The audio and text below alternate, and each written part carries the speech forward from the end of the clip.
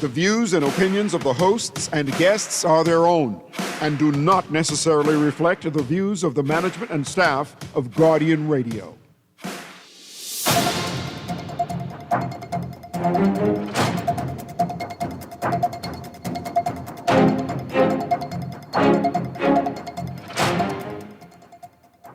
Talk to me, talk to me. Talk to me, talk to me. Looks like we're making up for lost time. Need you to spell it out for me. Bossa Nova on all night. It's like a type of alchemy. Introduce me to your best friend. I can come and stop right in. A satellite ain't even that far. I kinda wonder where you are. Already know I can leave it alone. You're on my mind. Already gave you the time and the place, so don't be shy. Just come be the man I need. Tell me you got something to give. I want it. I kinda like it when you call me wonderful. I gotta know you're meant to be the man I need. Talk to me. Talk to me. With your host, Talk to me. the Talk to one, me. Gabrielle A. McKinsey, but you all know, as you affectionately call me, Gabby.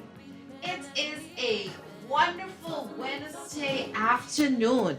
I believe it's the last one, Chris, in the month of March. March is over. Today is March 25th, 2026. And wow, has this month flown by. I can't believe it. We have had such an exciting series for you. We've had some wonderful guests in studio every week. And I just want to firstly, at the top of the show, just thank you all for tuning in. But I have a very special announcement before we get into everything else. I want to tell you to get ready, Bahamas, because Course Right Nassau is hosting. Guess what they're hosting? A warehouse membership drive this Saturday, March 10 a.m. to 3 p.m. at the Peach Street, Montrose Avenue warehouse outside the old Milo Butler warehouse building. Y'all get that? That's from 10 a.m. to 3 p.m. this Saturday, March 28th. Shop online at CourseRightNassau.com and collect your groceries at our temporary warehouse location. Fast, easy, and convenient. If you're not a member, no problem. Sign up or renew your membership for just $5. Only $5 for the entire month this Saturday only. So you need to be there. And guess what?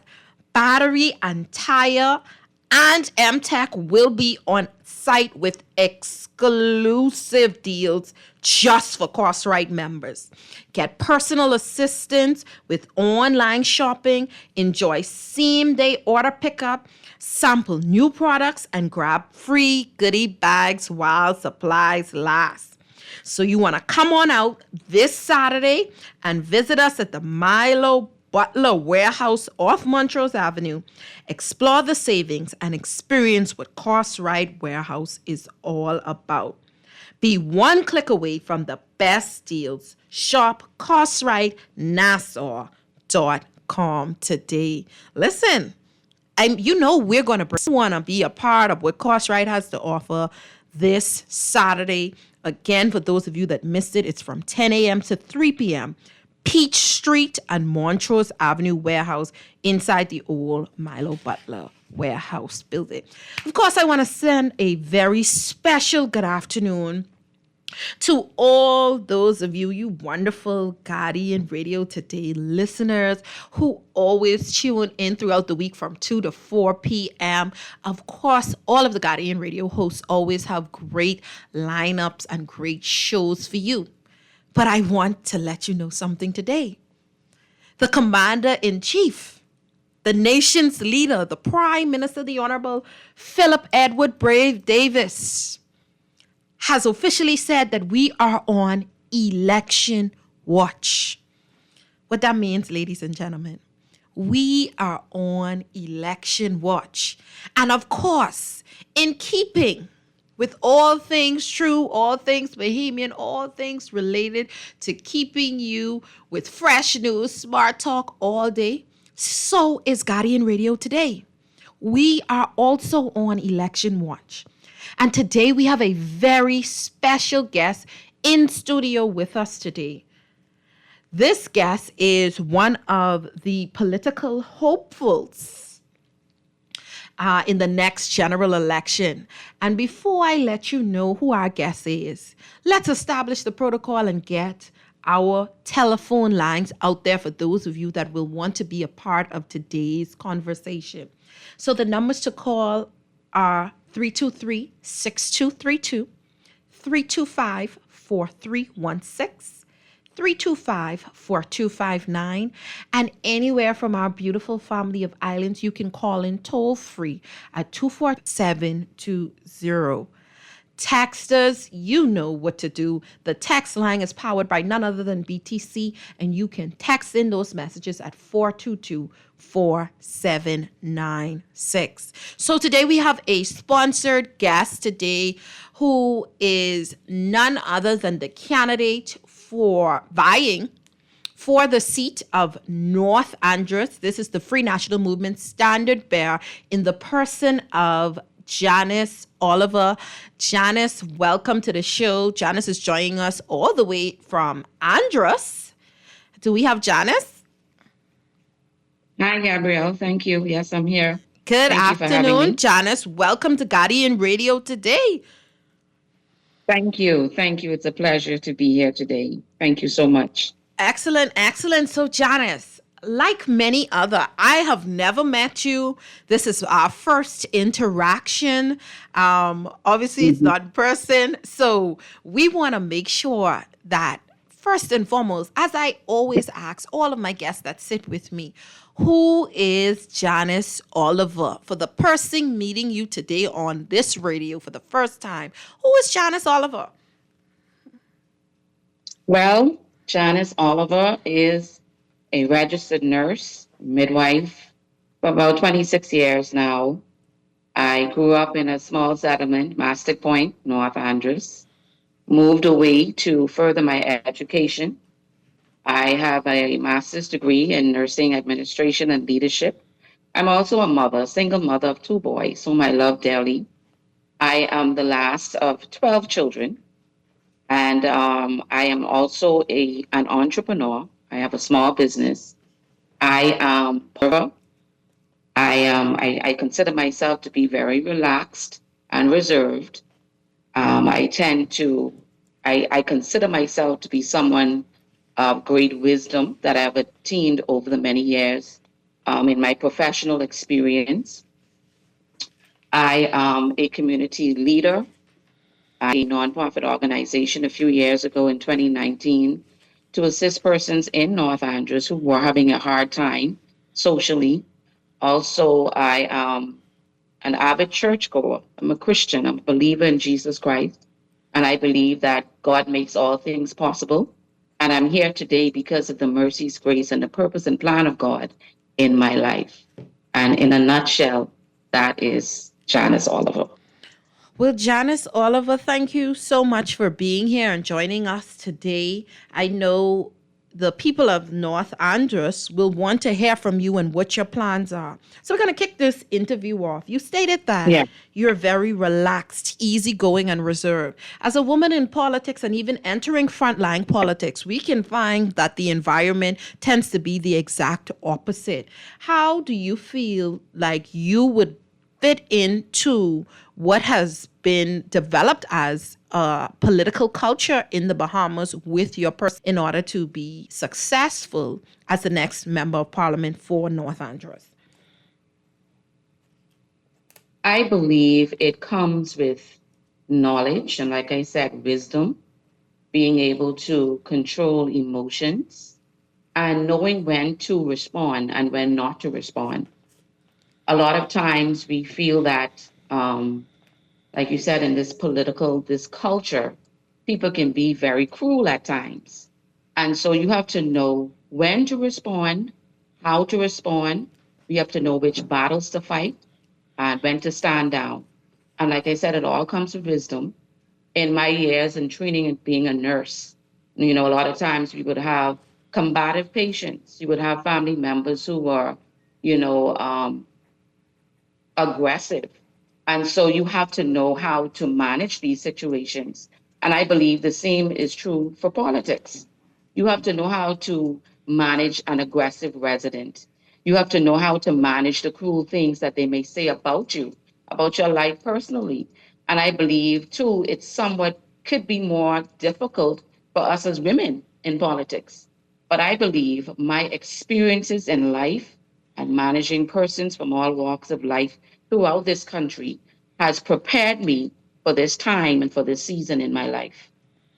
Excellent. Thank you so much. So, my question would be to stepping forward in this election. You would be one of 13 women candidates that the Free National Movement would have put forward. What does that mean for you, one? And two, why did you present yourselves and why did you step forward in this time and in this season? Okay. Well, first of all, I want to say thank you to the leaders of the party who would have given me this opportunity to be the standard bearer for the Free National Movement here in North Andros. For me, this is a big step. It's a bold step. And working in North Andros, I also served in Bimini and Grand Bahama extensively. Like I said, I am a community leader, a community worker, but I decided to step forward at this time because I realized that it's only through legislation and policy that substantive long-term generational changes can be made. And so this is one of the reasons why I stepped forward to be a legislator, to advance the visionary agenda for the FNM, who works for all Bahamians. Thank you, Janice. And Janice, you mentioned your time as being a nurse, and healthcare is one of the most hot button issues. It's definitely in the top 3 hot button issues for Bahamians in this election. I want to zoom in particularly to North Andros because oftentimes the Family Islanders feel left out of the conversation. While we feel that Princess Margaret Hospital here in the capital is falling apart, what is the state of healthcare? What does the state of healthcare look like in North Andros? And how do you feel like you can influence the change there if there needs? Okay, so we know that Family Island healthcare, that's healthcare throughout the entire Bahamas, is basically primary healthcare, which means it's preventative services. And so we know we have an issue with overcrowding in PMH as well as Grand Memorial Hospital. And so our mandate on Family Islands is to ensure that we keep these persons out of hospital. However, in order to do that, we need the necessary equipment, modernized equipment, medications to assist our residents on these islands, North Andros included. We need the necessary equipment. We need the medications in order to keep these people away. Of course, we can do the education, which is a primary part of it, educating our clients. However, on Family Islands, same as city, we have an issue with an increasing number of persons with non-communicable diseases, chronic non-communicable diseases. That's your diabetes, your hypertension. And so here's where we have an issue in Family Islands like North Andros. If medications are not available, we need to sustain them. If these medications are not available in clinic, we would find our patients would not purchase these medications. They're not going to purchase. So what's going to happen? They're going to wait for these medications to be restocked in clinic. So it's important for us to always have our stock stocked. in order for these patients to be compliant. Additionally, like I would have mentioned a few weeks ago in conversations with some of my colleagues, we are now living in the 21st century, having to send lab specimens into the city via a mailboat is not making sense to me nowadays. By the time that specimen reached New Providence, most times the majority of them are spoiled. And so now we have to call these persons back in, take bloods from them again, and repeat this process all over again. And so things like stat labs, having those things available on family islands, especially your major family islands. Simple things like a simple x-ray, portable x-rays. This is the 21st century, and it's now time for these residents to have access to these essential things on the family islands. I shouldn't have to be sending a client into New Providence for a simple fracture, which may not even be a fracture. But because we don't have x-ray vision, we got to send them in because we need to know now how to manage this client, and which is now client. Most family island clients don't have no place to stay. So here it is now. They have to purchase an airline ticket, or if they go in via mailboat, they have to find someone to take them around, transportation. Then they have to find somewhere to stay. That's costly. And so if we are about Bahamians and ensuring that these people are, our people are having or receiving the best possible care, these are the things that we ought to consider in this 21st century. If we are about saving lives, these are the issues that we have to manage, and we have to do these things quickly. The numbers of our persons being diagnosed with these chronic diseases is increasing. And so, yes, we don't want to overcrowd PMH, but if we don't have the necessary equipment on these family islands, we don't have a choice as healthcare professionals. Thank you so much. And so my bid, go ahead. Sorry. We have a delay, but we have a caller on the line, and then I'll allow you to complete your point. Caller, go ahead. Hey, Grace, how you doing? I'm good. How are you? Right, man. I'd like to chime in on this topic, right, for a second, right? I think the problem is, right, your guests failed to realize, right, or they didn't take in consideration all these things come with something costs money. The chronic diseases are getting higher and higher every year based on the fact that our health problems. We have poor eating habits. So because of all our large consumption of processed foods, it will become worse. So how we need to solve this is not with more medication. We need to solve this problem more education on better health lifestyles and better food choices. Because no matter how much money we have, and the money ain't even there, to be quite honest, we solve these problems and they'll only get worse because of our health problems, because of what we eat, our consumption. We consume processed foods on a daily basis. Our body, at the point now, our bodies can't even imagine or even comprehend the foods we eat now. We probably eating plastic. Thank you so much, caller. Ms. Oliver, I'll allow you a chance to respond to that caller. Let me respond. Good point, caller. And one of the things I said initially, particularly for primary healthcare professionals, our mean, the goal, the aim is education. There's a term, you can take a horse to the water, but you can't make them drink. Education is a main part of healthcare professionals on family islands. Yes, we educate them on their diet. We educate them on exercise. We educate them on water consumption. Of course, we do this on a daily basis.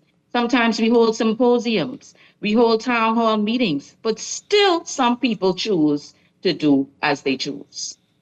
They still choose to eat the wrong foods. They still choose to drink the sodas, the sugary drinks, at the same time while we're preaching to them. And so eventually, if they will end up on medications. It'll be so good if all patients could come off their medications. That would be awesome. But first, it takes discipline on the part of the client.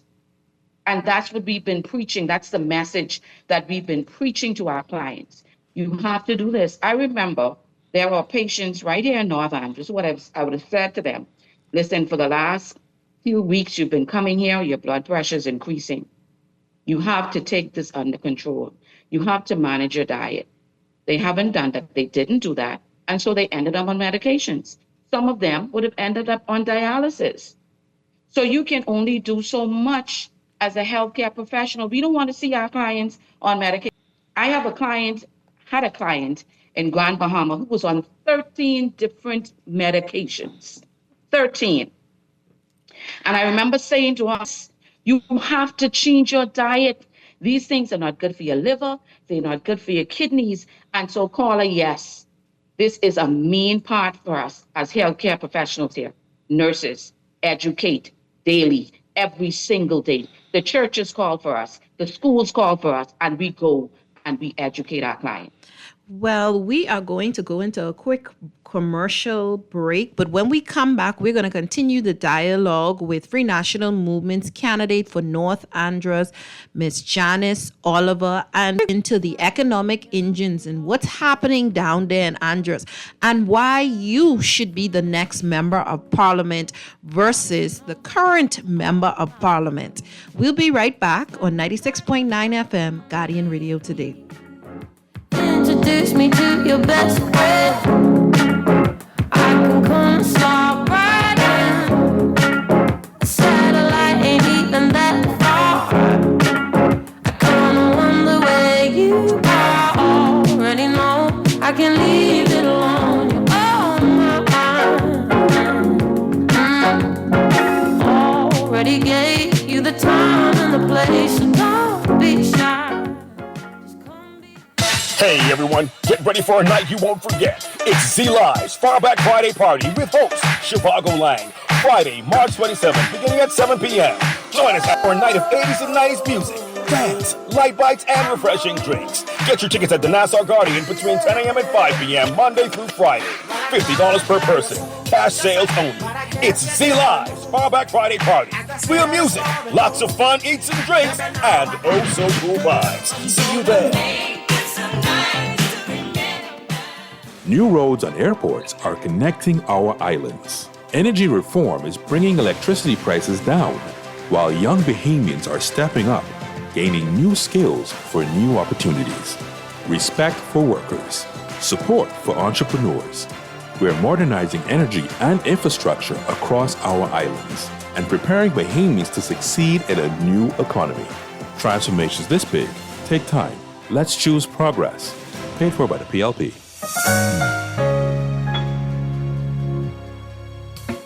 Struggling to find your financial rhythm? Make that move to Fidelity and let us help you orchestrate your financial goals into perfect harmony with free financial coaching sessions. Make that move today. Call 356-7764. Fidelity, we're good for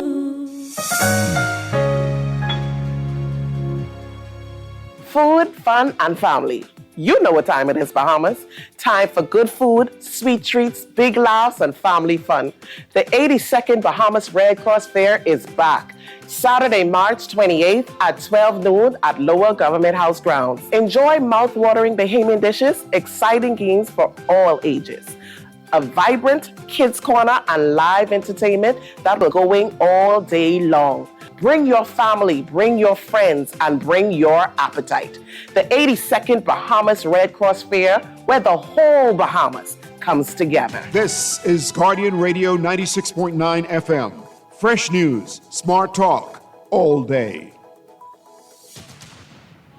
already know I can leave it alone. You're on my mind. Already gave you the time and the place, so don't be shy.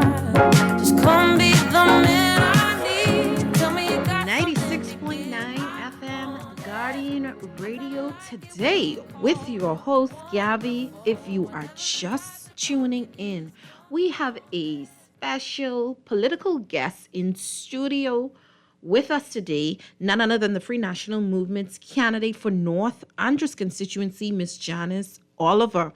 And we were simply just getting to know Miss Oliver better, her background in nursing, and her having been the primary medical provider at some point. I was able to see over the weekend a statement that she said happened to be the primary provider, the only care provider on the island when a woman went into complicated labor. She has a master's degree in nursing and she is vying to be the next member of parliament for North Andros. So I want to welcome back to the show, Miss Oliver. Miss Thank you, Oliver, Gabby. are you with us? I'm here. Welcome back to the show. So, Miss Oliver, and we want to switch gears and we want to get into what's happening on the ground there. The Prime Minister has officially said that we are on election watch. So here in studio, we are watching, we are talking with residents.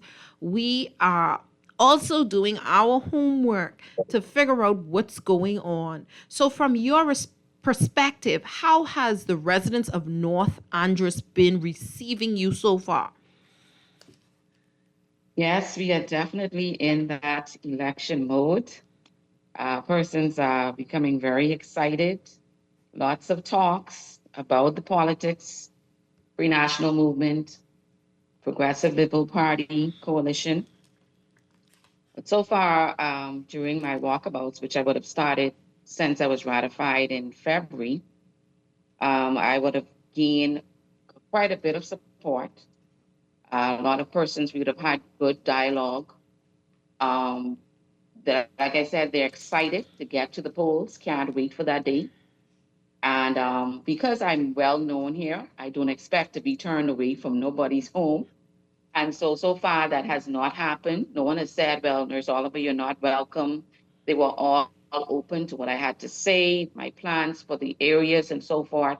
And so I'm feeling very good about it. And I'm feeling good that I will take the torch back to the Free National Movement. So you're feeling excited that this is going to translate plans.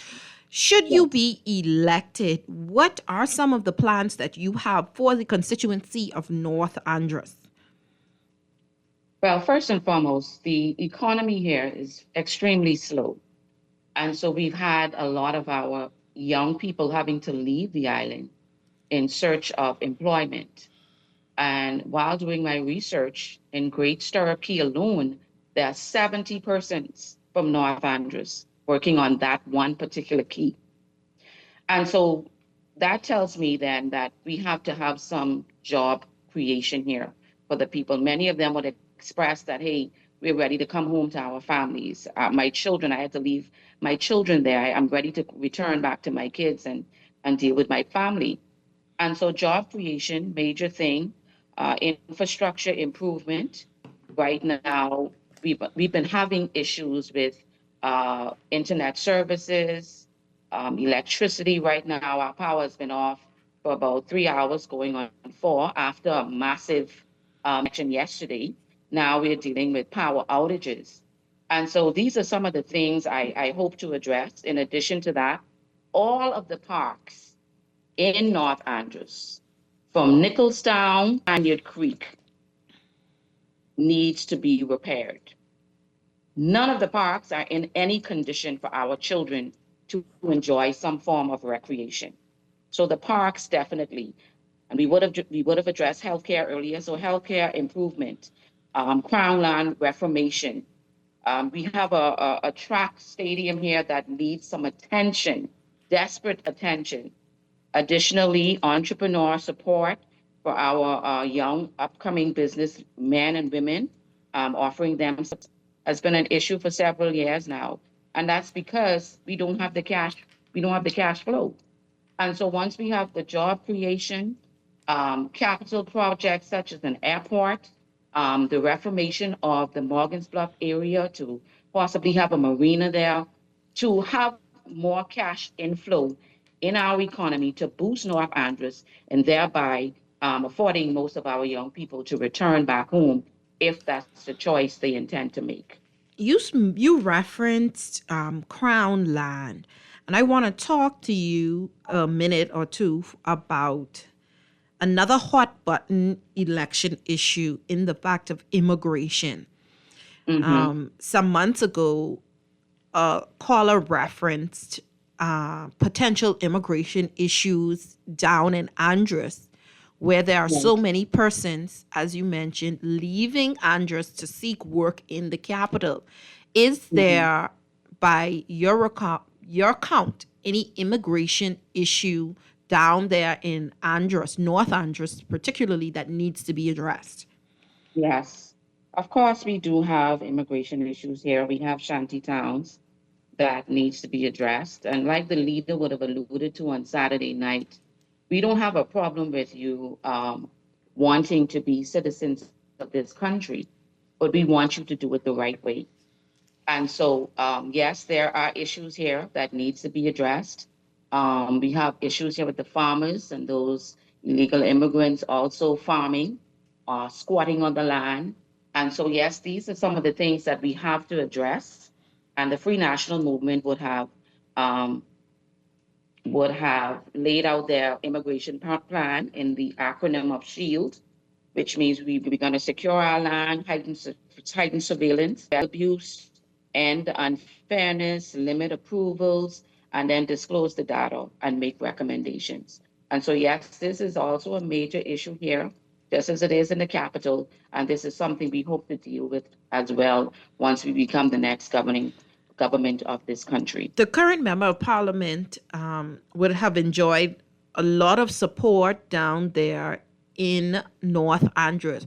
Would you say that? I know you mentioned that you were not being turned away from doors, but are these gestures turning into votes that you can say that you are confident enough to secure a win in the North Andros seat for the Free National Movement from the current member of parliament? Okay. Yes, Gabby, I feel secure, confident that persons know me enough on that level. Mind you, I would have had a few who would have said to me, you know, you're my friend, but this is who I choose. But then some would have also said to me that, hey, I will do this for you because of what you've done for my family. And these are persons on the opposite side. And so when you go to the polls, you do what is necessary. And further, I would say again, I would have formed relationships with these people that even after leaving North Andros, while serving in Bimini, while serving in Grand Bahama, those relationships were not severed. We continued communications. If they needed assistance, I was there for them. If they needed help with someone who would have been transferred to the Rand Memorial Hospital, I would go there, I would see them, make sure they were sorted out. So these are the kind of things that I did. And I believe because of my relationship, because of the ties I have with these people here in North Andros, they will afford me the opportunity to serve as their next member of parliament. Okay, we're going to invite this caller to join in on the conversation. Caller, you're live on Guardian Radio today with Gabby and our special guest, the Free National Movement candidate for North Andros, Ms. Janice Oliver. Caller? Did we lose them? Caller, are you there? We may have lost that caller. Caller, you're invited to call back. So, Ms. Oliver, you referenced job creation. Do you have any plans that are solidified or concrete in the direction you see North Andros going in? Andros has a lot of land, a lot of things and ideas that can be done. Do you have any plans in the works, in the making, or that you can lay out for persons in North, but say, I want to hear what it is that Ms. Oliver is offering to see if this is the right candidate I should go with?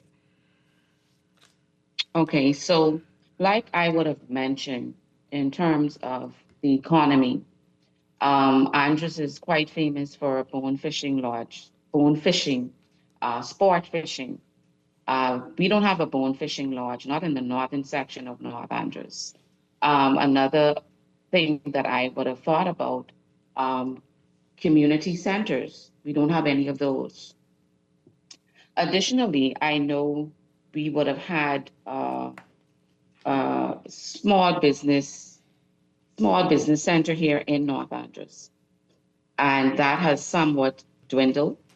And so things like that we would want to bring back. Additionally, when I talked about the reformation of the Morgan's Bluff area and making that into a marina, or for cruise ports. These are things that will assist us in job creation for our people here in North Andros. The construction of an airport. And like I say, these are capital projects, but these are things that are needed here in North Andros. These are our ports of entry now. And so if we are speaking increasing tourism, these are the things that we have to address. And so these are the things that I'm looking at now in terms of the refurbishment of our parks. These are jobs that you can give to your young people so that they can feel involved. You want to include them. And as well as I said earlier, assisting those entrepreneurs. We have some talented people here in North Andros, but they just need that assistance to push them forward. And in them being successful in their small business, they too now can hire other persons and help forward. I think we have the caller back on the line, so we want to invite them to join in the conversation. Caller, good afternoon. Welcome to Guardian Radio today with Gabby and our guest, the Free National Movement's candidate for North Andros, Janice Oliver. Pleasant good afternoon, Gabby. Good afternoon. Sparky here. And to your guest, the hopeful for North Andros. You know, Gabby, sometimes I wonder if people are really serious around here. Because we talk about importing proper foods and things for the health of the nation. And we don't know what we importing. We don't know what they spray on them. We don't know what they grow them with. So we ended up with all these cancers and all these different diseases around here. Mm-hmm. And when we try to grow organic and say we want to get into farming, we get really confused. And I must say this again. Before the last government left out of office, they gave myself and about 4 or 5 farmers with farmers' license properties to start farms down off the Gladstone Road area. Mm-hmm. Each one of us got 2 acres of farmland. We had to invest time and money and tractors to get the land prepared, put 40-foot containers on them to have places to store your tools and maybe somebody to live on the land to watch it and keep it clean and help grow the trees. That was before the last election when Michael Pintard, Mr. Michael Pintard, was in office as a Minister of Agriculture and Fisheries. Mm-hmm. I was one of those that was granted after years, from 24 years old, 74 now, asking for property to start a farm. I was given 2. I invested over $25,800 and $7,000 of Soldier Road just to clean the land. I had to get the 40-foot container, put it on there. The other day, a couple months ago, 5 of us farmers found out that they had taken back our land. There was another tractor down there clearing down everything we planted. I mean, clearing down all the trees that were growing up, they cleared it right back down to the ground. And we raised hell about it and carried on, went to agriculture, found out what happened. They said they had given the land to somebody else who needed 20 more acres. The person already got 40 acres by themselves. Sparky. They wanted 24 acres. Now the lady called me back last week, told me they're prepared to give me 2 acres back in another place. I said, I got to start all over again at 74 years old. Me, my daughter, the Haitian and friends went down there to plant all kind of mango, avocado, coconut trees and everything. They wanted to show me. The lady came and they picked me up and they showed me where the new land is, right around the corner from where the land was what I had. Thank you so much, Sparky. So, Ms. Oliver, with that being said, let's talk about the agricultural industry in our thousands of acres of land, acres and acres, hundreds of acres of land down there. Is there any type of industry currently happening there? Are there any plants or any type of agricultural industry? Okay, first I want to respond to Sparky. I kind of feel his frustration. And I know during the time, like he'd mentioned, when our leader, Mr. Pintard, served as the Minister of Agriculture, this was something that he had laid out. This was his plan. He had even encouraged persons to become involved in backyard farming, and seeds were given out and all that good stuff. And like Sparky had indicated, when we do this, which our leader would have alluded to as well, you grow your own food. So you spend less money importing. And I believe we strongly need to address that and look at that. And the Free National Movement has laid out a plan as it relates to that. Andros has rich soil, rich soil. We have farmers here who constantly are complaining that most times when they would take their produce to the packing house, however they rate them, a lot of the stuff are denied. It's causing a frustration with the farmers. Also, we know that farmers work extremely hard, and sharing the monies that they receive from the government is little to nothing. To my understanding, I believe it's $10,000 they would have received most recently for the year, if I stand to be corrected. However, we also have BAMSI, which I would have indicated and consistently indicate that it is not performing to the standard where it should be. At this time, BAMSI, which would have been around maybe some 15 years, should have been doing much more than they are doing now. What about, Miss Oliver, what about crabbing? I know a lot of Andros, it's coming close to the summertime when Father's Day. We need our crabs. The people of Andros, have you, when Picewell was a member of parliament, I remember him specifically agitating for certain event areas for the persons of Andros when they come down to sell their goods, because crab is a Bahamian delicacy. Are there any plans or anything for us to expand the crabbing industry, I would call it, in the Bahamas, down there in Andros? It's possible to implement a somewhat farm, but of course, crabbing is seasonal. And sometimes they can be hard to find. You have to actually go and dig for them, or you have to go on the keys and get them. But it is something that we can possibly look into and have the conversations to see where we can move forward with that. And for those persons who are in that industry of catching crab, we probably need to have a sit down with them and discuss the possibility of having something of that sort. I have a caller on the line. Caller, welcome to the conversation on Guardian Radio today. Yeah, how you guys doing today? We're good. How are you? Good. Let me ask you a question. Have you ever heard of something called the AI agenda? We could talk about it after. Do you have any questions in reference to this? It has something in relation with what we're talking about. Is it in relations to the gas? Yeah, it is. Okay, go ahead. I'll allow. I along with a few others, we did an AI search for the last all the administrations for 6 years, the last 6 administrations.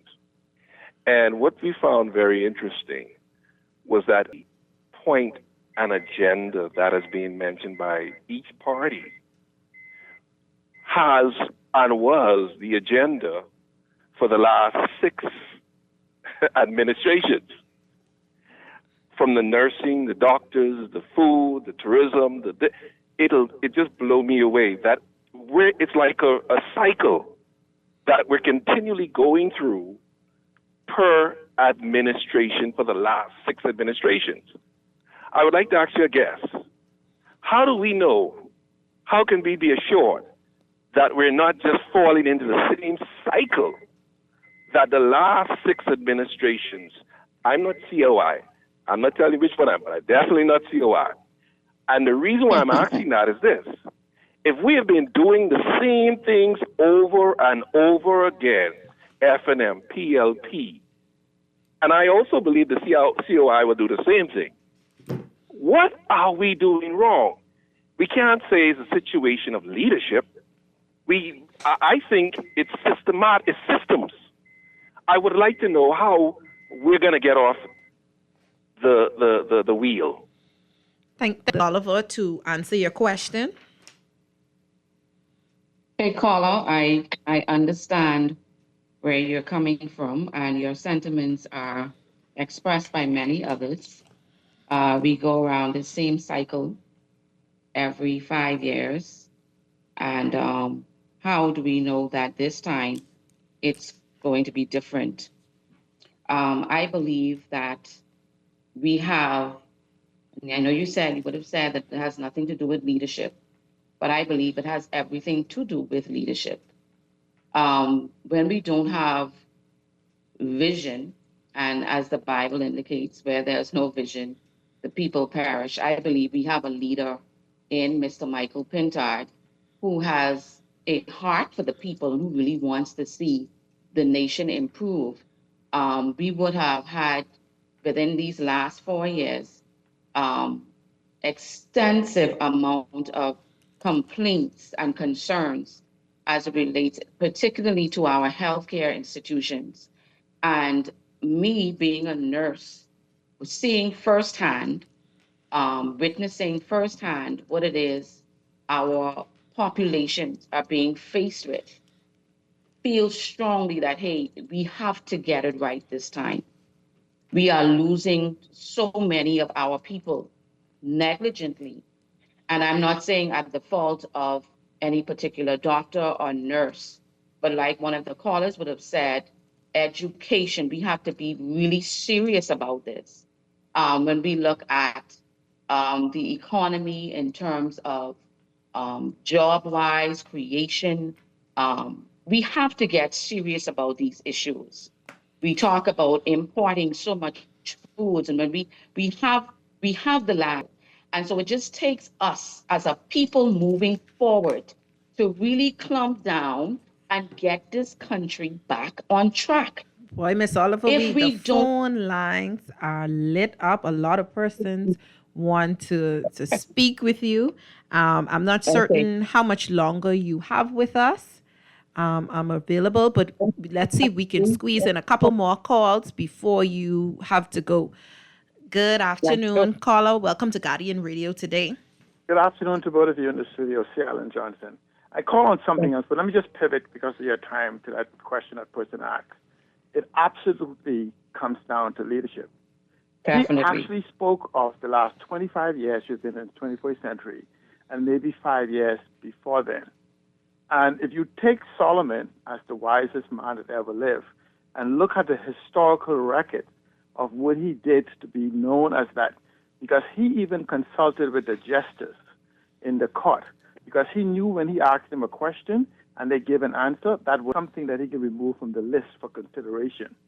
And so Mr. Michael Pintard has demonstrated in his terms and also even before them, his ability to work across political domains to accomplish what is necessary. That's been demonstrated on Grand Bahama and through his ministry. The wisdom is being able to know as a leader your limitations and bring those around you for all of these 1,000 companies around, billion-dollar companies around the world, to bring the people around you that have the capability and the competence and not lean to your own understanding. We are in the 21st century. The tools are now available to us that we had to go look for is now directly in front of us. And Mr. Michael Pintard has demonstrated the ability to bring together the people, and he will continue to do that, that is necessary to reset this Bahamas and move us into the 21st century. Thank you so much. Thank you so much, caller.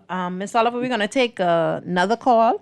Caller, you're live on Guardian Radio today. Yes, good day. I want to congratulate your guest on her nomination on running for a new administration and being a nurse and someone that cares. I know what it is because, the mother of my daughters has over 40 years experience in nursing also at PMH, Horrible State of PMH, according to a couple of friends that I have that is on dialysis. One was showing me telling me the other day before 5 o'clock in the morning the amount of rats that were infesting that place, running on the fence and all that sort of stuff. Now with Michael Pintard, we know that he has trained in agriculture. He has performed as a minister of agriculture.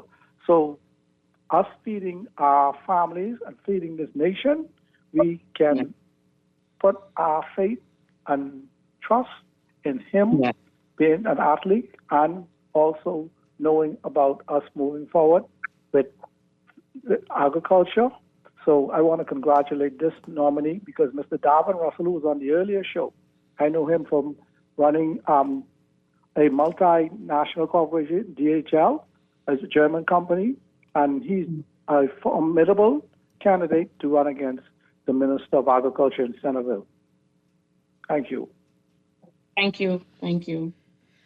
So we have some text coming in from the text line, Ms. Oliver. Before we have to go to the news break, this texter says, Gabby, kindly ask your guest, how serious is Mr. Pintard about the MP recall system so that we, the electorate, can have constant control of the direction of our country? Would she commit to an MP recall system? And before you answer that question, Ms. Oliver, I believe that there are current steps now that are in there for us to take, for us to recall members of parliament. So this texter may want additional methods for non-performing MPs. And then how would you measure non-performance of an MP? So is that something that you are able to answer? Yes, I will. What I would say, and I would have found it a lot during my campaign, that you have voters' apathy. You know their main reason for voters' apathy? The members of parliament will tell you one thing and then do another.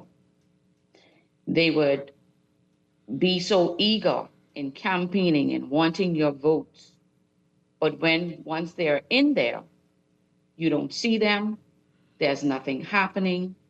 And so I have a problem with that. Because these are the same set of people you're going to want to come back to in the next 5 years, asking for their support once again. So if you are not doing what you're supposed to do within that constituency, by all means, you ought to be removed. Now that's what I loved about our former Prime Minister, the Right Honorable Hubert Alexander Ingram. If he felt that, hey, you did something that goes against the policies of this House, he had no problems in firing you.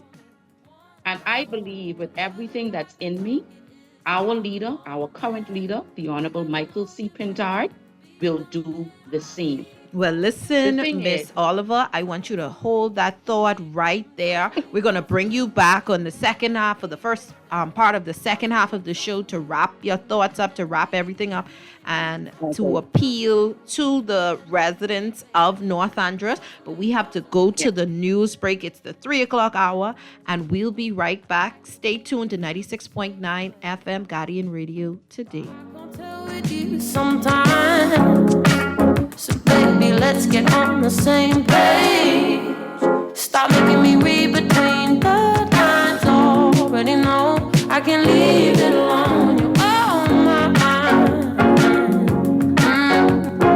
Already gave you the time and the place, so don't be shy.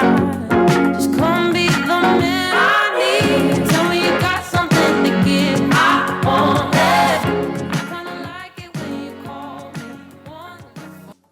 This is Guardian Radio, your station for up-to-the-minute news and intelligent, interactive, and engaging conversations. 96.9 FM. I kinda wonder where you are. Already know I can leave it alone. You're on my mind. You the time and the place, so don't be shy. Just come be the man. 96.9 FM Guardian Radio today. If you are just tuning in, welcome back. Welcome to the show if you're just tuning in. And if you are still locked in with us, welcome back. Listen, before we get back into things and wrap things up with our guest today, I have an announcement for you all. Kalina has an important reminder. Kalina Insurance Company has an important reminder. Proof of full-time student enrollment for overage dependents for spring 2026 semester is past due. Please submit your verification documents via email at health, HEALTH, benefits, BENEFITS,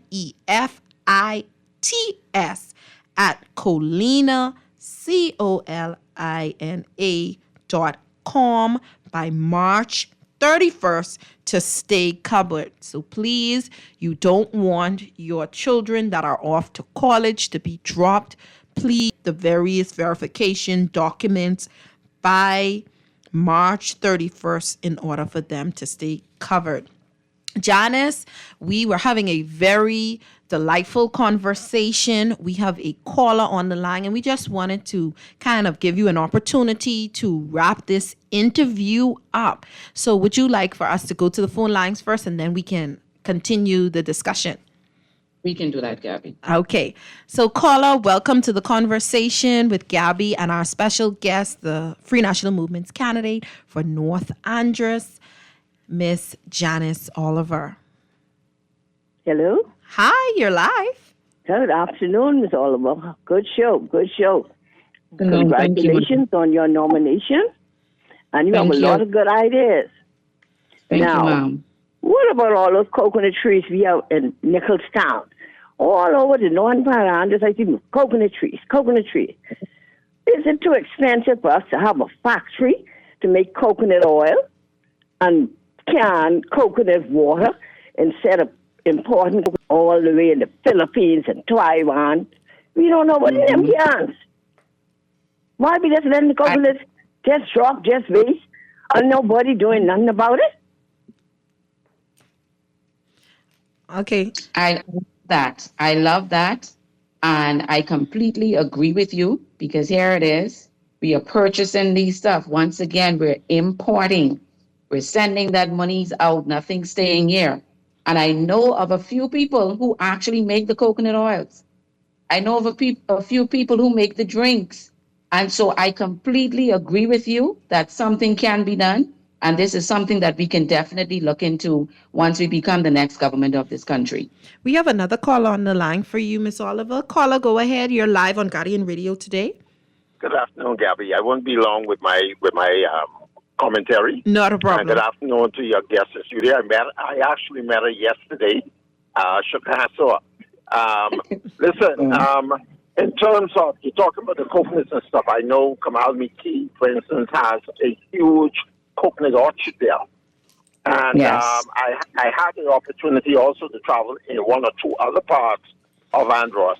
Have you heard any communications on the ground concerning our utilization of the coconut shell, transforming them into jewelry, so there's a new industry there?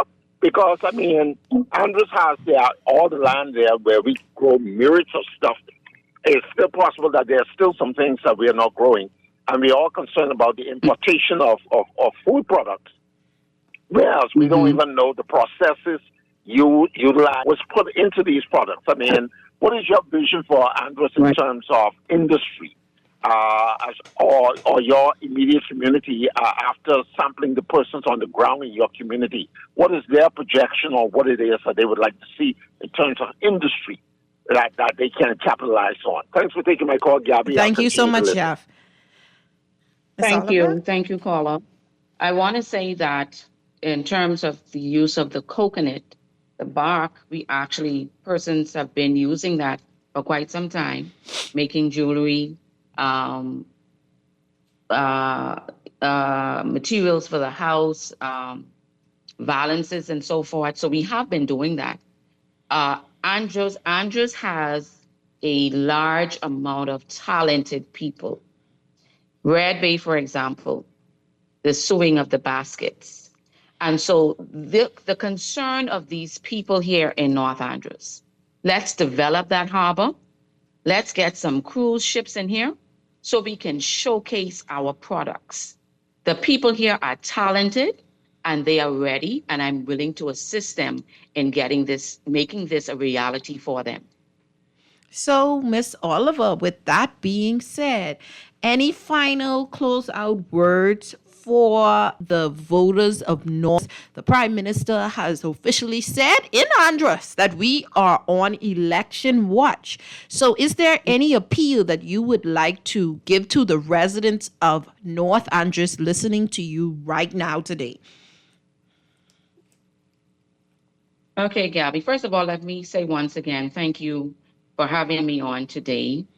As the Free National Movement candidate for North Andros, I want to emphasize the importance of unity, progress, and visionary leadership that truly represents the needs and aspirations of our community. I want to say to North Androsians, from Morgan's Bluff to Stanyard Creek, choosing me as your next member of parliament means choosing a leader who listens, who values your concerns, and who works tirelessly to bring about real change. And I believe I would have given while I served here as the nurse in charge in North Andros. The vision is focusing on sustainable development, improve healthcare, enhance education, job creation, support for our entrepreneurs. We are committed as a party and the next government of this country to empowering our youth and ensuring that every citizen has access to the opportunities they deserve. The Free National Movement has a proven track record of governance that we believe in transparency, we believe in accountability, and we believe in delivering results. And our party is ready to face the challenges ahead with innovative solutions and a dedication to improving the quality of life for all Bahamians. In this election, I want to urge North Androsians to consider not just the promises, but the plans we have in place to turn them into reality. So we want to work together to build a brighter future for North Androsians. And I want to remind the people of North Andros, I am a resident of North Andros. I am a daughter of this boy. I live here. So I have no plans on leaving you. I'm in it with you until the end. Thank you so much for having me. Thank you so much, ladies and gentlemen. Free National Movement's candidate in the upcoming election for North Andros, Nurse Janice Oliver. Thank you so much for being here. Listen, we're going to take a quick commercial break, and when we come back, guys, in what's kind of going on in the 242 type of Wednesday. So stay locked in, because you are going to want to be a part of this conversation after the break. We'll be right back. I like it when you call me wonderful. Whatever the type of talk it is, come on back. I gotta know you're meant to be the man I need. Talk to me, talk to me, talk to me, talk to me. For fast, reliable, and impactful printing services, look no further. Let Printmasters bring your masterpiece to life. We stand by our quality products that is second to none. Our affordable pricing and friendly, efficient staff makes Printmasters the ultimate choice for all your printing needs. We can deliver any type of printing services, from banners to booklets to business cards. You name it, we can print it. Let Printmasters bring your masterpiece to life. Located in the Nassau Guardian Building, telephone 302-2361. This is definitely the time for BAMSI to continue to build on the progress that we've made. There's now drone tech, now year-round container farming. You have hydroponics, you have aquaponics, you have precision farming. There have been record numbers of enrollments, record numbers of flat fishing certifications. We've had record enrollments in our online courses. Students from across the family of islands. Because in BAMSI, we're not just cultivating produce, we're cultivating producers. Paid for by the PLP. Always on the go?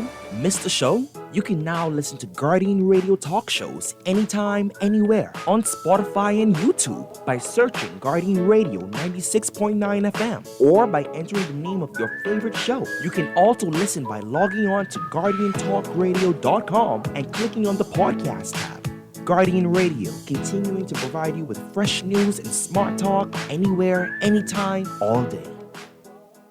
Hey everyone, get ready for a night you won't forget. It's Z Live's Far Back Friday Party with hosts Siobhan, beginning at 7 p.m. Join us at Capitol Estate for a night of 80s and 90s music, dance, light bites, and refreshing drinks. Get your tickets at the Nassau Guardian between 10 a.m. and 5 p.m. Monday through Friday. $50 per person. Cash sales only.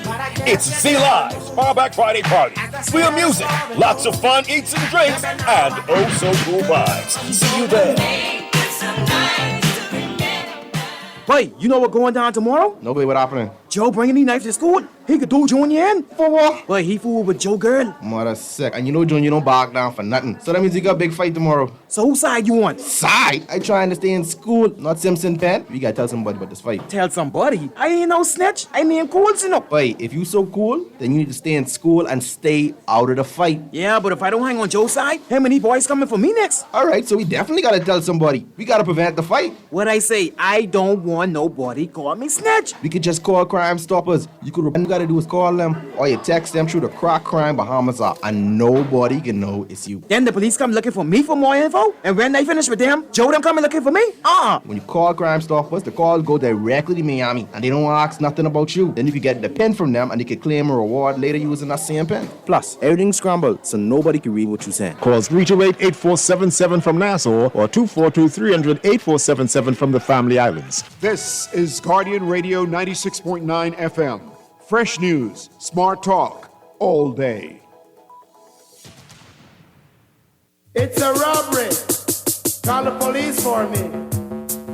Eh? Wa-da-da-dang, wa-da-da-dang-dang, eh? Bang, man, the angle of a angle bang. Wa-da-da-da-da-da-da-da-dang. You just call the police for me. You tell them it's a case of emergency. Shaman to robber just joke down me. Them go in on me pocket, take out me money. Them go around me neck, take with me jewelry. Them go up on me finger, 96.9 FM Guardian Radio Today with your host, Gabby.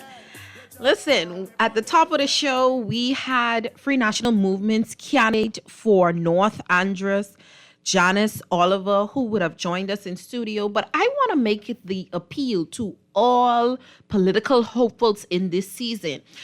Earlier this morning, we would have had Minister Clay Sweeting on Morning Blend. We would have had candidate for Kalani for the Progressive Liberal Party, Robin Lyons, on Guardian AM with C.A. Nuri. And then we would have had Free Movement's candidate on Chivago Lang for Centerville, Darvin Russell. And now we just heard from Janice Oliver. There's a lot of you. There's 41 times 3 of you for the parties that have put forward candidates in this next election. There are limited spaces in the media. So you want to get your space. You want to get your space and your place. You want to make sure that your message is being broadcasted. You need to get on the phone and you need to make sure that your team is dialing 302-2300 so that you can book your interviews, you can get your songs in, your commercials in. I'm already starting to hear the political ads. Listen, the Prime Minister said, election watch. So I don't know what y'all waiting on. This sound like this could be a sprint, and you don't want to get left behind. Get in these seats, get on the airways, get your message out there to the people, because there are some doors that you cannot get to, but they are listening. They are listening to 96.9 FM. So you want to get in here. So that number to call to book those interviews, to book those ads, to book those slots is 302-2300. And of course, all of the political hopefuls in this season are welcome. So ladies and gentlemen, when you ask, well, why so-and-so ain't been on the show? I need you to call them and say, well, my MP, I ain't hear you come on Guardian Radio. You ain't come sit with Gabby. You ain't come sit with CA. You ain't come sit with Naughty. You ain't come sit with Chivago. You ain't sit with Dwight. What going on? You ain't sit with Aaron. You need to get in the studio so that we can hear your message and so that your message can be broadcasted to the Bahamas by and large. But we're shifting gears right now. You know, I tell Chris, I say, play that song, call the police for me. Because this has to be a case of emergency in the 242. And I know y'all go on call, so I could give the numbers out right quickly. For those of you joining in the latter part of the show, the numbers to call to be a part of this conversation is 323-6232, 325-4316, 325-4259, anywhere from the Family of Islands, 242-300-5720. And texts, you can get those texts in at 422-4796. You want to pick up a copy of today's Guardian newspaper because one of the headlines reads, PM, a badge can never place anyone above the law. Davis promises review of police rules after weekend killings. All weekend coming across my timelines, my phone, my TV screen. Police involved altercations, shootings, and just at odds, it seems to be with the general population in large. Something is going on. But we have our commissioner of police saying that there's no issues on the force. We simply, is it a problem that we have so many persons who are not law-abiding citizens? And that we have to get to this point with our police officers? I also have another concern that there are countless families that have been waiting for justice in matters involving the police. And we don't get this level of concern from our leaders in other police involved killings. But the second it is an American citizen, and the U.S. said, hey, the embassy say, y'all think we come to play games? Y'all better figure it out and figure it out quick. I just saw an hour ago coming across news outlet. I want to read that in your hearing, that the police officer involved was charged. Superintendent Bernil Pinder, 51, appeared in the magistrate court Wednesday before acting chief magistrate Ancilla Evans to face a murder charge after the shooting death of an American male was caught on camera. According to court documents, Pinder, while off duty on March 21st, fatally shot Cody Castillo outside of the Plantation Bar and Grill. He was not required to enter a plea. He was denied bail and returns to court on July 23rd for a presentation of a voluntary bill of indictment. That was fast. Y'all don't think that was the fastest I've ever seen? Was this because it was a clear, cut and dry case? Because I've seen other cases that involve, the police are supposed to be wearing body cams, and we cannot see what it is that's happening. Investigating the police. So, only when American involved, we can get expedited results. I'm going to invite you into the conversation because I want to know how the 242 feeling about these incidents. I saw there's another case in the news where the two women, there was this woman that appeared to be on video, based on the video that was released in the public sphere. She was battered and bruised by a police officer.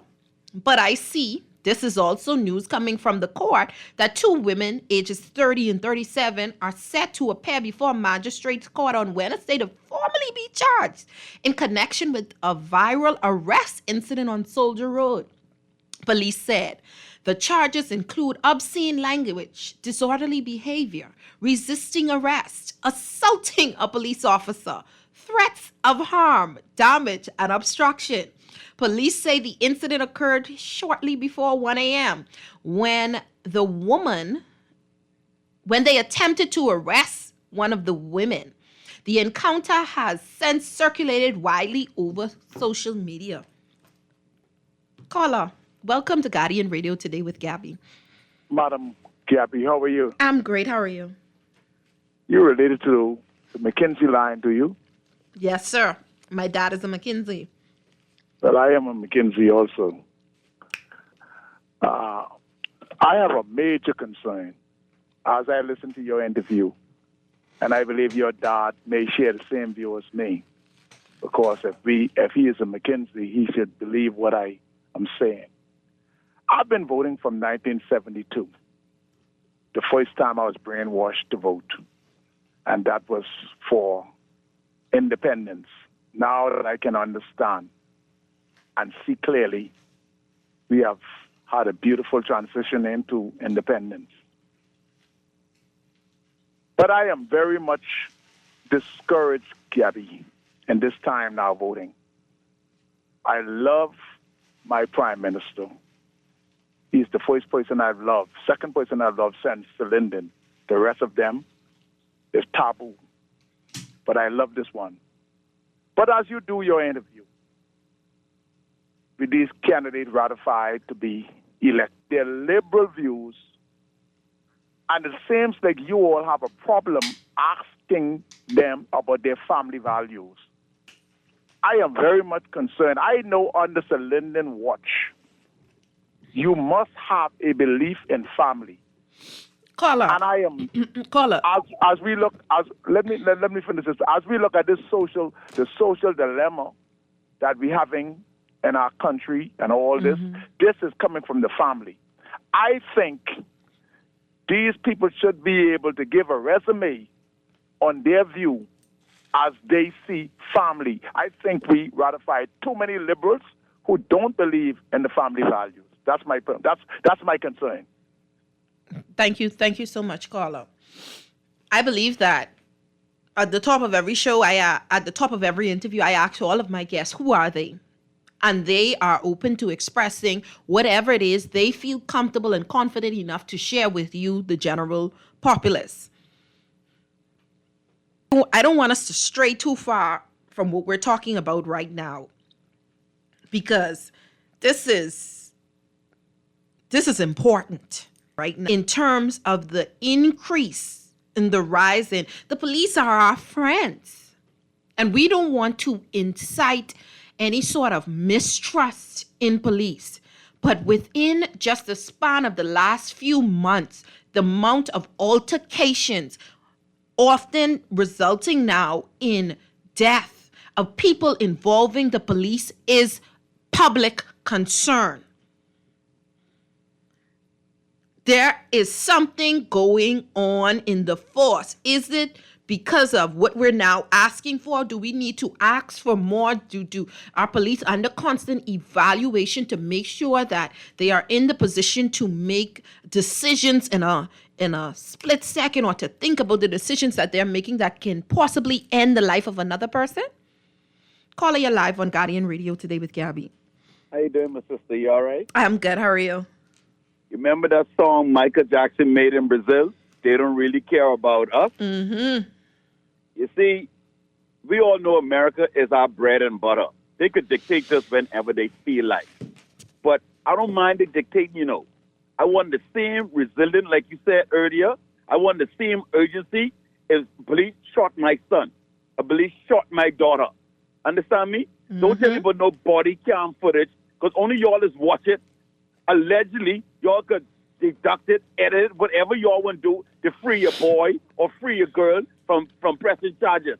But when America speaks, then they start shaking in their boots, and America could deny whatever they want, and we have to give it up. The bottom line, I want the same tenacity when my daughter gets shot or when my son gets shot. Don't come and tell me no sad story. So the bottom line is, madam, it's the Michael Jackson song. They don't care about us.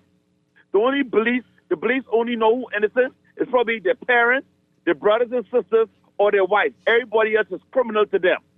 You understand what I'm saying? Don't say that. I don't think that there's a view that everyone is criminals.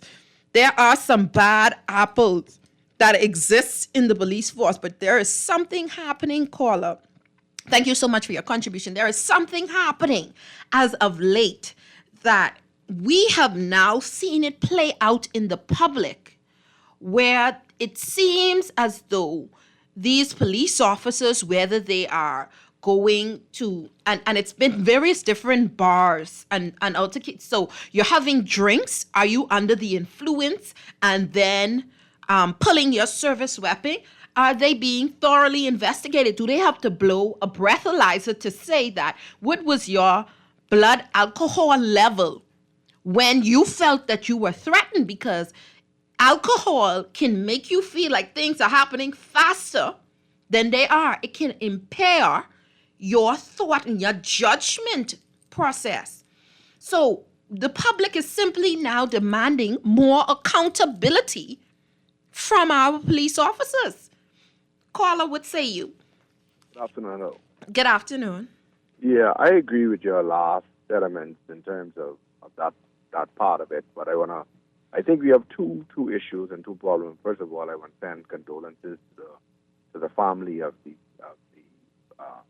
gentleman or the American guy, and as a matter of fact, being victims of any type of shooting. But we have two issues. I think if we do assessment and analysis, when I look at those two cases, number one, there's a number of cases where it appears that our police force or some of the police think that they are above the law. And then secondly, with the video with the young lady where I saw it in chunks and pieces, it appears that locals or Bahamians, we don't respect the law. Then when we have those combination of those two, I think we in a position where things like this happens. I am happy that they were able to bring some justice, but equally sad that we have parents and we have locals and we have Bahamians whose families have been victims of police shootings has not gotten the quick resolution. So I'm mixed about it, and I do believe that there's some opportunities, and you may be onto something with officers or any person who works for law enforcement carrying these service weapons. They are off, and then are at these local bars, and then under the influence. I'll listen. I'll hang up and listen. Thank you so much, caller. I see the phone lines are lit, so we want to get in as much of your calls in as possible. Caller, you're live on Guardian Radio today with Abby. How you doing, Gabby? I'm good. How are you? Quite well. Nice topic you had here. Thank you. But let's get to the heart of the problem. Over the past 20 or so years now, we had a change in government, right? Every 5 years. But the past 30, I think. 30? Since 97. So almost 30. No. 97, 02. We don't count 97. Okay, because that's the last real run. But what has happened each time the government has changed? What has happened, caller? On the police force. The commissioners of police usually change. No. The leadership, the senior leadership in the Royal Bahamas Defense Force have been playing a game of musical chairs every 5 years. The hierarchy in the Royal Bahamas Police Force has not been established. Each 5 years, they are subject to change. Okay? So, if we're going to have to blame anybody, we've got to blame the politicians, and we got to blame ourselves. Now, what goes wrong sometimes, if you have career policemen, this is their career. This is what they do. And they are due for promotion of sorts, right? But they know that if this government change, certain persons less qualified than them probably coming back on the force. And certain persons who are qualified have to leave for the next 5 years. Now, what that does to the overall morale of our law enforcement persons I can't even begin to imagine. So, And caller, that is where our problem is. you are inferring that the political involvement is the major cause of instability within the police force in the Bahamas. There is an inherent instability at the top. If every 5 years you have this musical chairs thing happening at the top, it's impossible. You know, it's like they cancel and review. It's like we having a cancel and review exercise in the police force every 5 years. And then, you know, if you have those who support one party and those who support the other one, there is going to be infighting inside the hierarchy of the police force. We don't see it.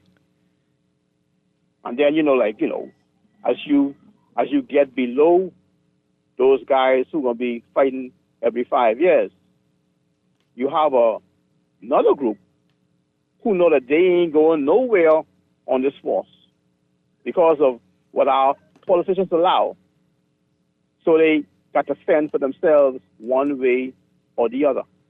And that's just the way human nature is. We have ultimately,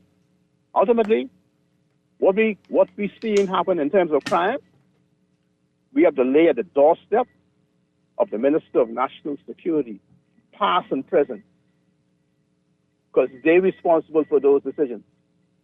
Those who come back and those who stay, those who leave, those who exit before their time, those who stay on too long.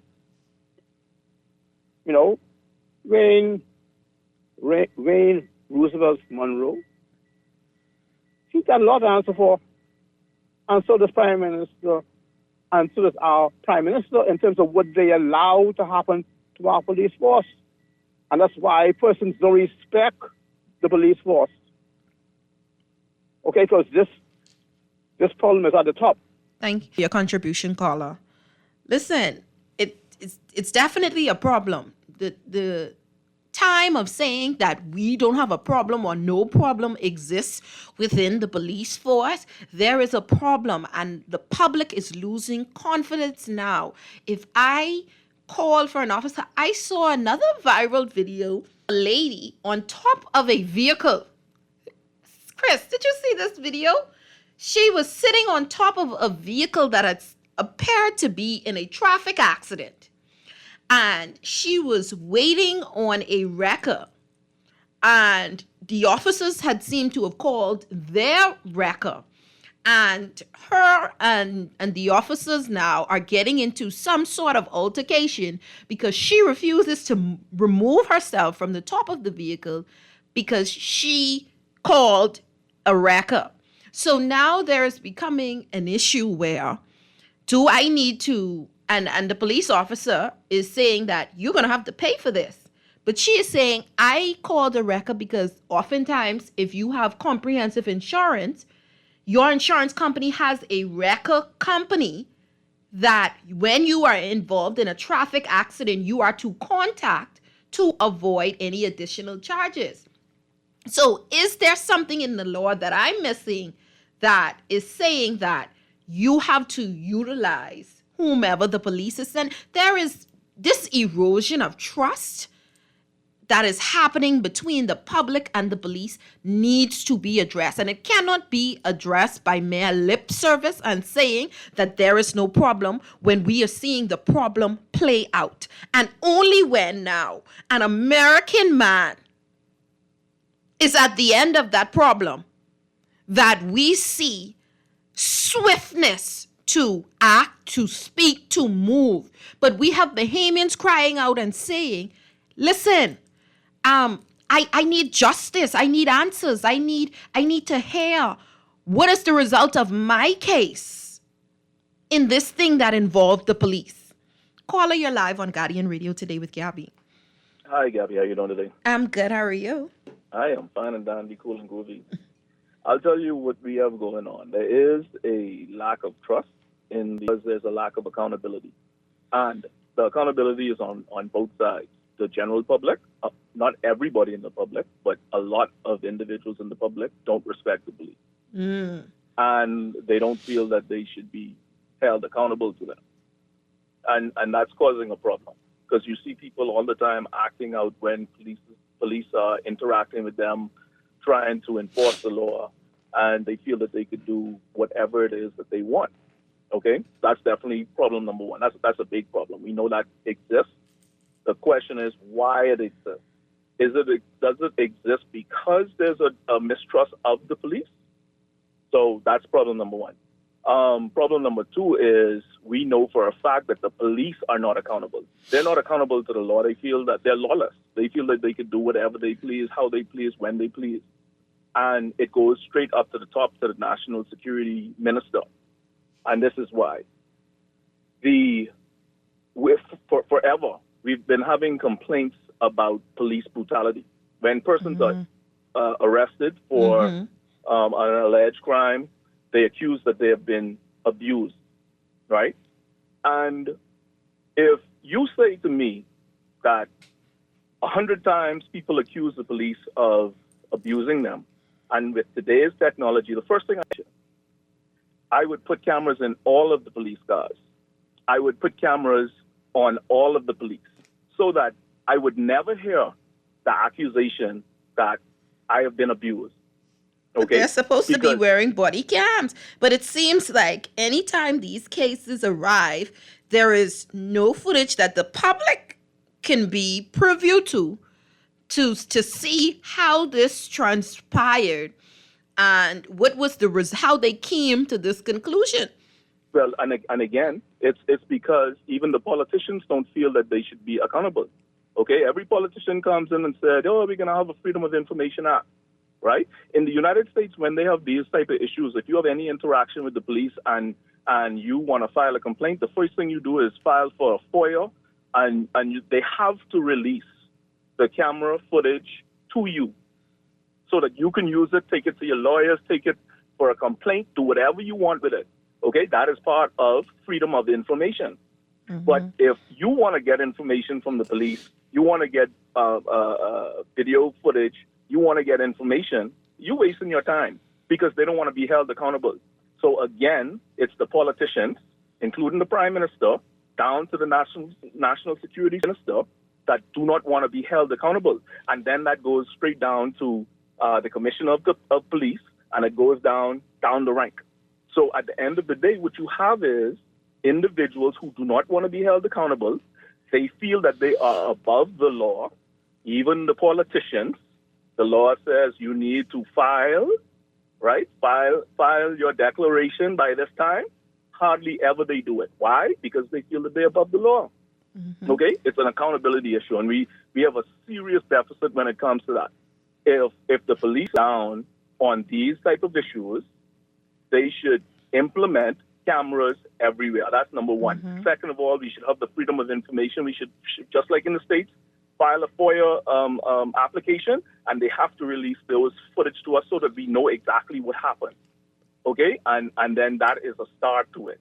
Now, as it pertains to police going in bars and drinking and then carrying a firearm, in the United States, you can, if you own a firearm, legitimate concealed weapon carry, you cannot go in a bar or anywhere with alcohol and take a weapon, whether it's your service weapon or not. Only if you're on duty in that establishment, and then obviously you cannot drink whilst you're on duty. So how is it that I could go to Fish Fry, sit in a bar, and I see people with guns, and then when you find out, okay, I call the police. The police They are the police. They are the police. And so they leave them right there, but they sitting at the bar drinking with a gun in their waist. You understand? It makes no sense. Like we lunatics, and then we have police who can defend it and say police are always on duty, so we have to carry our guns. So you mean to tell me if you are drunk, you are intoxicated, you have the right to carry a concealed weapon and utilize a weapon even as you are drunk? That is crazy. Thank you so much, caller. Listen, we're just talking about what's in the news. The badge can never place anyone above the law. That's what our commander-in-chief says. But we are seeing instances So many Bahamians are crying out and saying, the police say that they are the law. And ain't no law for them. Why is the contention between the police and the public in the Bahamas growing to such levels? We're going to come back to you. We're going to take our final break. And then we're going to continue the conversation. Call the police, man. And when me hold the mic, I just reality. Hey, you just call the police for me. Tell them it's a case of emergency. Lotto robber just choke down me. The gun with them shoot me with is a M3.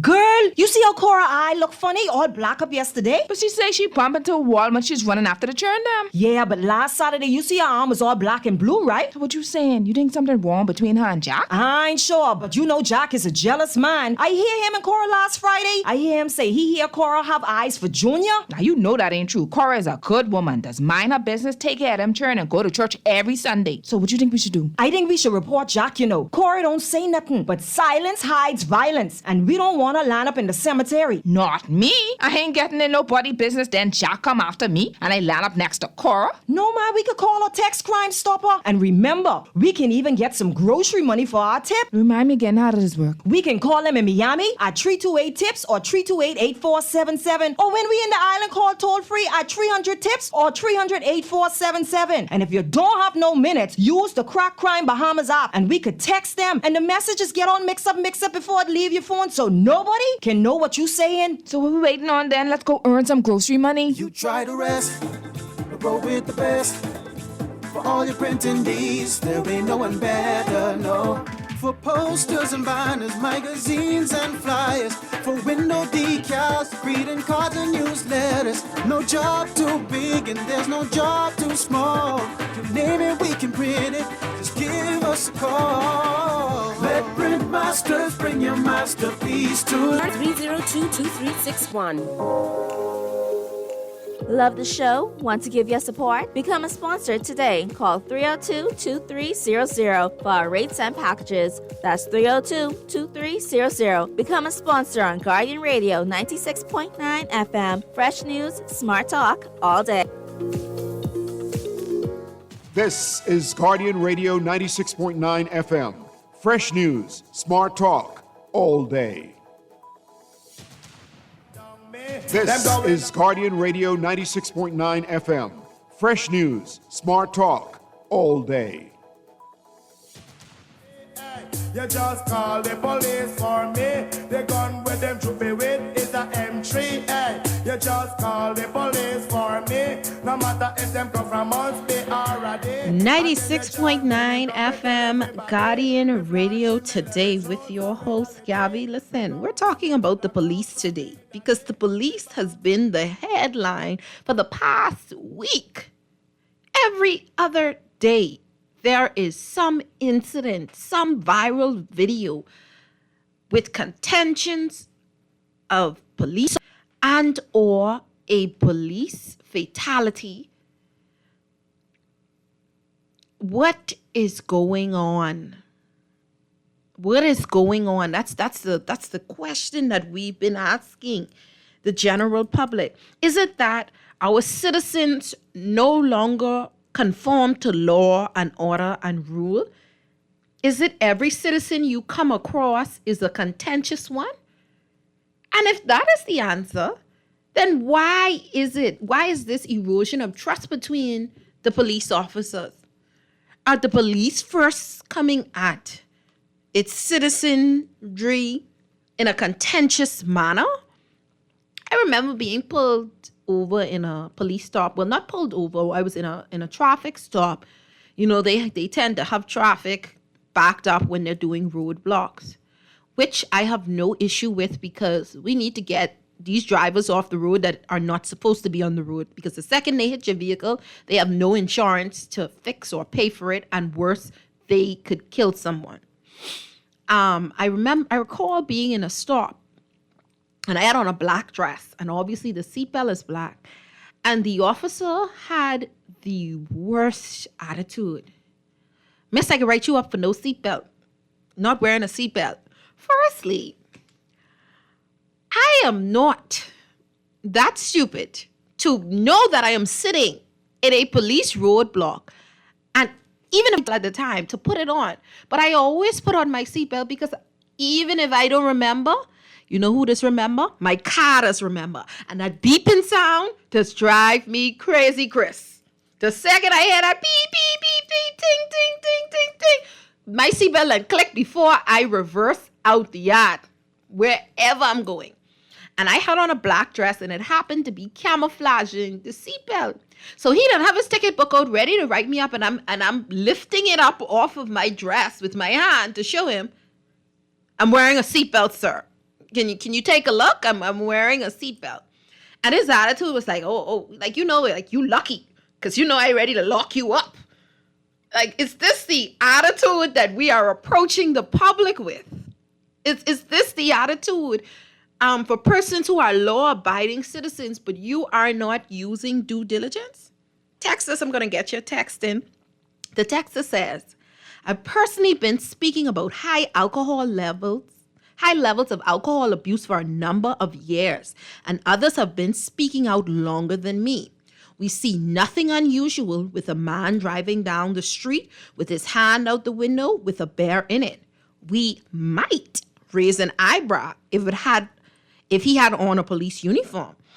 When was the last time we heard the police report that they've tested a driver in an accident for levels of alcohol or other intoxicants on the spot? That's coming in from a texter. This texter said, it's simple, just ban guns nationwide, police included.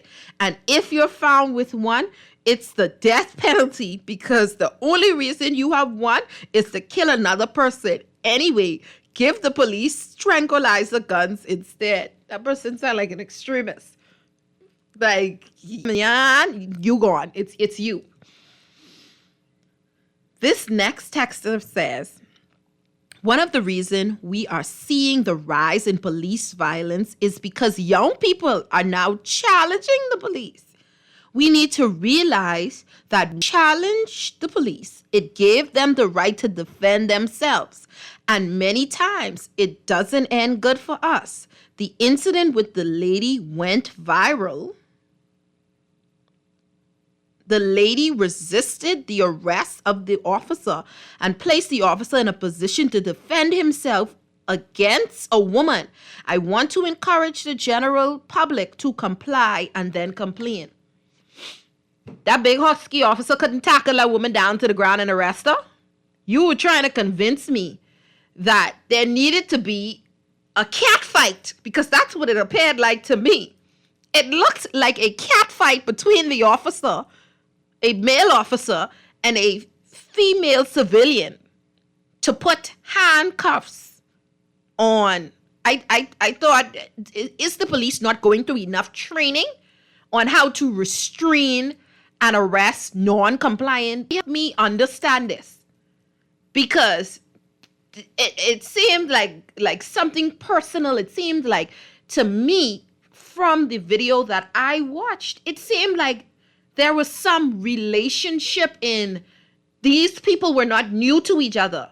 This didn't seem like a police officer was called to the scene of an incident and was responding. And then, not only that, there were two officers there. The other officers seemed to have just been standing by. So you are trying to convince me that two officers couldn't restrain and arrest one female, two male officers who they was big and tall. They could not restrain and arrest one woman without it turning into a cat fight? I need some more information. And again, the information is scarce to the public. Had that recording not been recorded by another civilian, we would not even have seen that. We'd only be hearing one side. But according to the court, those two women are going to be arraigned and charged for assaulting a police officer, obscene language, and the likes. This next text says, Gabby, if the PM didn't step in with the with that issue, with the police killing the American, that police was going scot-free. You think so? You think so? Man, the phone lines lit up and we have about 2 minutes. So I'll give you, my producer said I could take one call. So caller, you got 30 seconds. You're live on Guardian Radio today. Caller, you there? Going once. Go ahead, you're live. Yeah, I think it's a huge disconnect between the police and regular citizens, I guess.